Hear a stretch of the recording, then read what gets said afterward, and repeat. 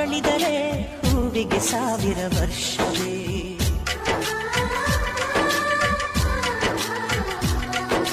ಕಣ್ಣೆರಡು ಇರಬಹುದು ನೋಟಗಳೊಂದೇ ಅಲ್ಲವೇ, ರೂಪಗಳು ಎರಡೆರಡು ಹೃದಯ ಒಂದೇ